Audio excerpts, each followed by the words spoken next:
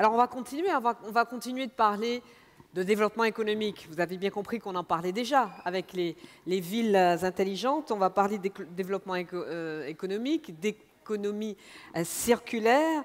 Le développement économique de la ville et des territoires aujourd'hui pour demain, dès aujourd'hui et demain. On regarde ça en images.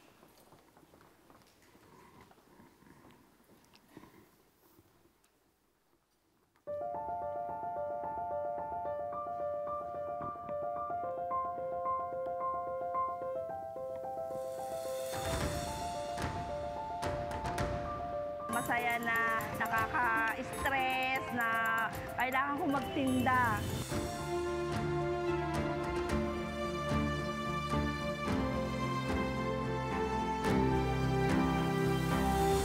We come for work in construction field. This workforce is one of the most unorganized sector in our country.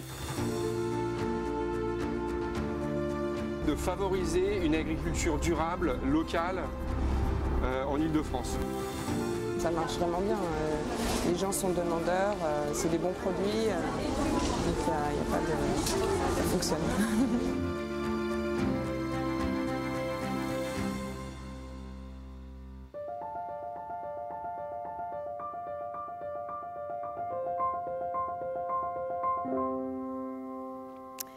Voilà, le développement économique, on va en parler tout de suite avec notre intervenant qui va notamment nous parler d'économie circulaire.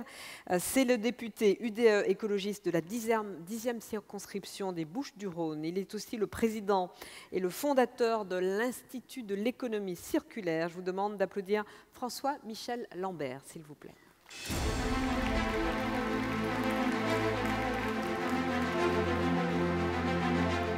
C'est à vous.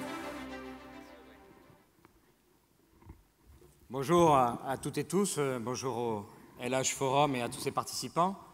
C'est ma troisième intervention. J'avais débuté en 2013 pour aborder l'économie circulaire. Nous étions revenus en 2015 plus nombreux à comprendre et à parler de l'économie circulaire. Et voilà, aujourd'hui en 2018, que je crois qu'aucun d'entre nous n'ignore que c'est au moins un sujet sur lequel les politiques, les acteurs économiques se penchent, voire en font, comme dirait l'autre, leur sujet du jour, leur sujet des salons. Mais je remercie donc énormément Positive Planète et le LH Forum d'avoir, dès 2013, initié la réflexion, pas qu'avec moi, il y avait surtout Hélène MacArthur, sur ce sujet. L'économie circulaire, pourquoi s'impose-t-elle partout et à une grande vitesse? Elle s'impose ici au LH Forum, mais elle s'impose surtout dans les politiques publiques françaises, étrangères, planétaires. Eh bien parce que notre modèle de développement, si nous avions l'entièreté de l'humanité qui avait le même modèle de développement que nous les Occidentaux, que nous la France, il nous faudrait 2 planètes. Et ces 2 planètes, nous ne les trouverons pas. Je ne crois pas savoir qu'une deuxième planète va venir se garer à côté de la nôtre sur laquelle nous pourrions aller puiser des ressources. Donc il nous faut absolument changer de modèle. Il nous faut retrouver un modèle centré sur ces ressources, c'est-à-dire l'économie de la ressource. D'ailleurs, l'économie circulaire devrait plutôt s'appeler économie de la ressource, puisque c'est bien le sujet. Comment faire plus de croissance, plus accompagner les différentes populations et nous-mêmes qui devons aller de l'avant en consommant moins de ressources. Ça, c'est tout l'enjeu de ce début du XXIe siècle, et même c'est l'enjeu qui, avec le climat et la biodiversité, nous permettra de traverser le XXIe siècle.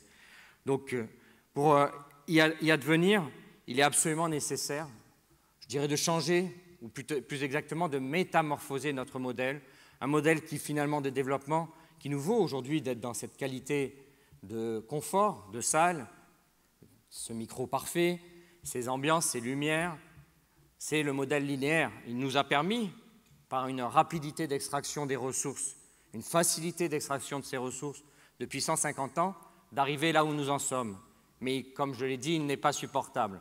Donc il nous faut retrouver la capacité d'aller de l'avant, comme nous avons pu tenir, si je puis le dire comme ça, depuis la nuit des temps. Quoique, si vous regardez de très près, il y a des peuples qui ont disparu.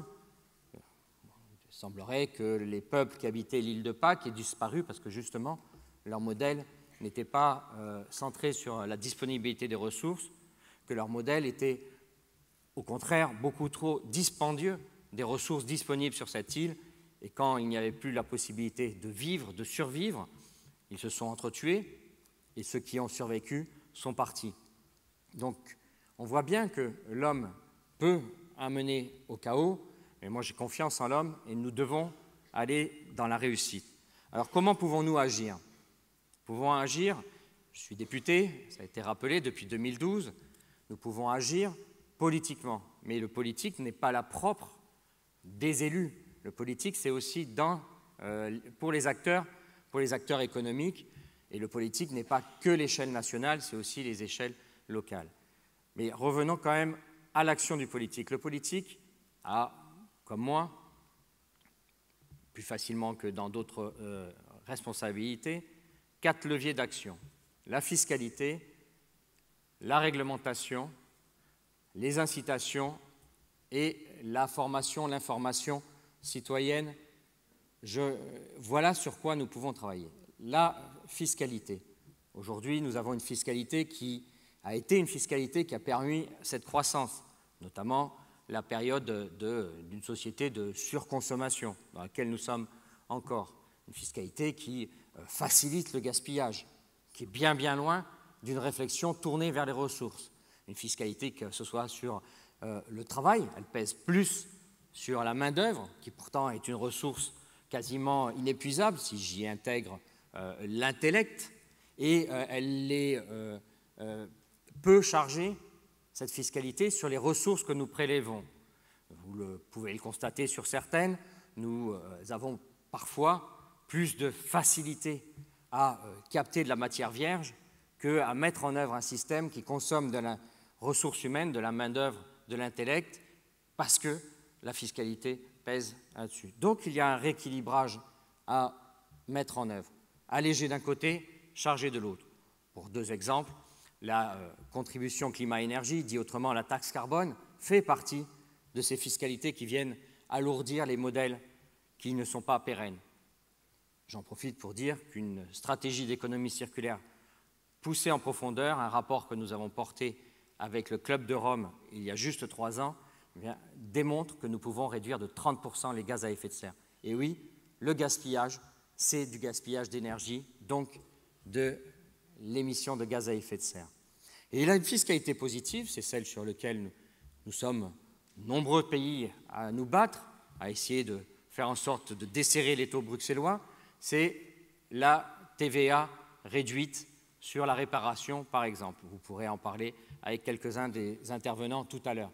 Oui, parce que aider à ce que l'on soit plus tenté par la réparation que par le remplacement par une pièce neuve, par un objet neuf.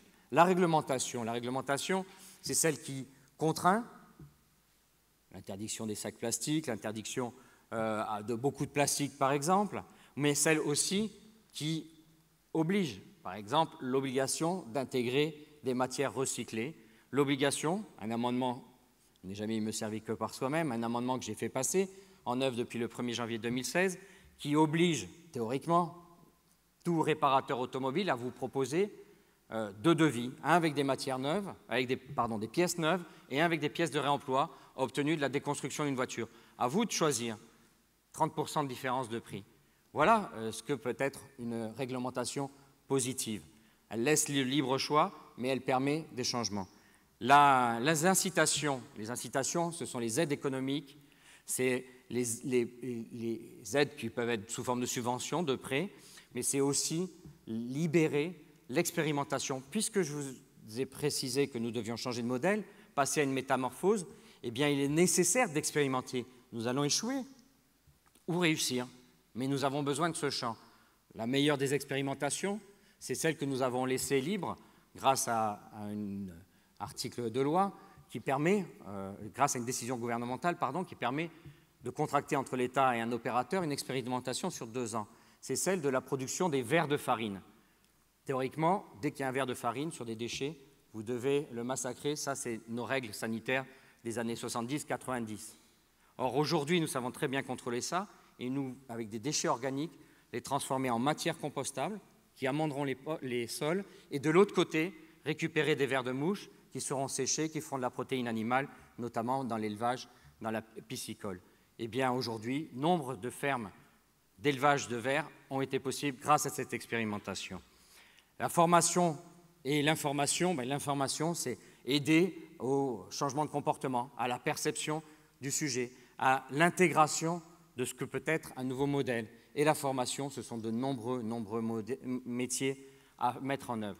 Ce que je constate, c'est que beaucoup d'écoles de management intègrent, peut-être plus vite que des écoles qu'on aurait pu croire environnementales, des écoles de management intègrent la question de l'économie circulaire dans leur cursus pour les futurs managers. Donc on voit que c'est un sujet qui monte. Et de tout ceci, j'en dirai qu'un seul mot, ne pas oublier les indicateurs. Alors, vous aurez compris qu'il y a quand même une philosophie globale à avoir. C'est changer notre rapport à la nature, changer notre rapport aux ressources que nous prélevons sur la nature. Nous devons être dans une forme de respect de ces ressources. Cette feuille de papier vient très probablement d'un arbre, je ne vois pas de quoi elle pourrait venir d'autre, vous me direz. Eh bien, donc, le respect de la ressource mise à disposition, le respect, on en parle beaucoup, du gaspillage alimentaire, de la matière qui est dans notre assiette, le respect de rocher qui a été arraché à la terre et d'en faire le meilleur usage, intensifier son usage. Voilà qu'est-ce qui est important aussi d'avoir comme philosophie. On a des opportunités.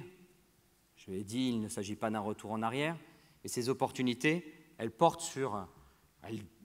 sont plutôt la révolution numérique. Et oui, alors je ne mets pas de côté les effets négatifs de la révolution numérique, mais je regarde plutôt tous les apports de cette révolution numérique. La révolution numérique, c'est cette capacité d'avoir des datas, des informations en volume colossal. En 2020, nous aurons à peu près autant d'informations que de grains de sable sur cette planète. Mais en 2025, nous aurons toujours autant de grains de sable sur cette planète et 1 million de fois de plus d'informations disponibles.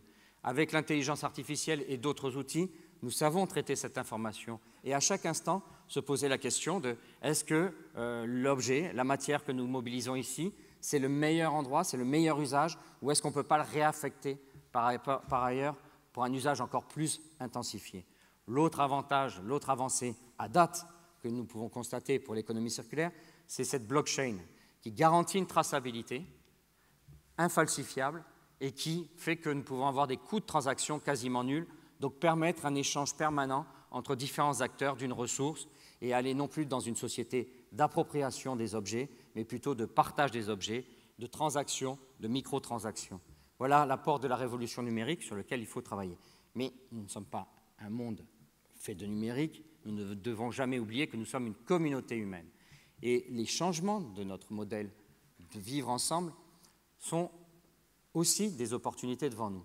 On a beaucoup parlé du revenu universel. Je sais que 13 départements les expérimentent plus exactement.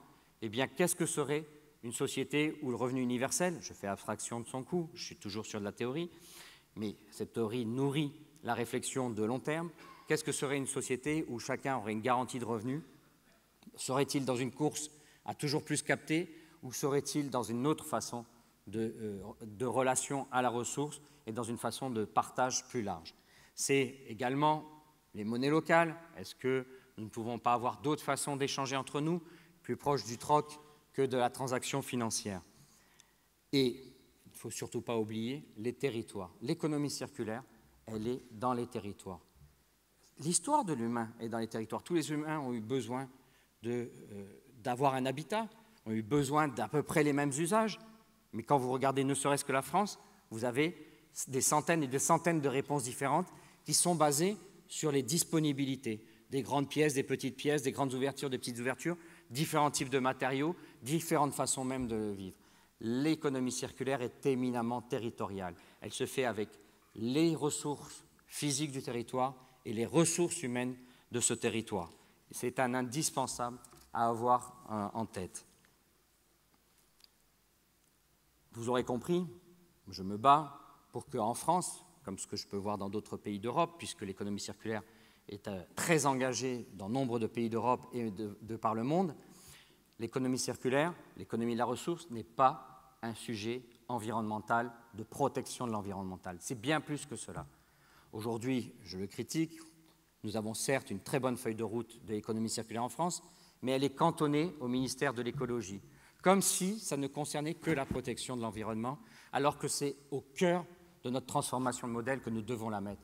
L'économie circulaire doit devenir le sujet de notre ministère de l'économie, voire plus. D'autres pays, et j'étais au Luxembourg il y a peu, font de l'économie circulaire le cœur de leur transformation même de modèle. Le Luxembourg, par exemple, celui que nous n'attendions pas, c'est des gens du ministère de l'économie et des finances qui sont les plus mobilisés sur ce sujet pour regarder, changer même leur modèle de comptabilité, même leur fiscalité, afin d'aller sur une économie de préservation de la ressource. Ça peut se comprendre parce que le Luxembourg n'a pas tant de ressources que ça et ne voudrait pas s'effondrer. Je finirai par le plus important. Le plus important dans une démarche d'économie circulaire, le plus important, c'est la machine à café. C'est la machine à café, parce que la machine à café, et je l'ai encore vu tout à l'heure au LH Forum, c'est le lieu où se rencontrent les personnes qui n'avaient pas à se rencontrer. C'est le lieu où on souffle, on prend le temps du partage, on prend le temps de consommer la ressource infinie, c'est-à-dire l'intelligence humaine. C'est le lieu où on partage, on crée de la coopération, on va de l'avant. Donc, n'hésitez pas à aller aussi à la machine à café. Et je remercie le LH Forum d'être une machine à café géante.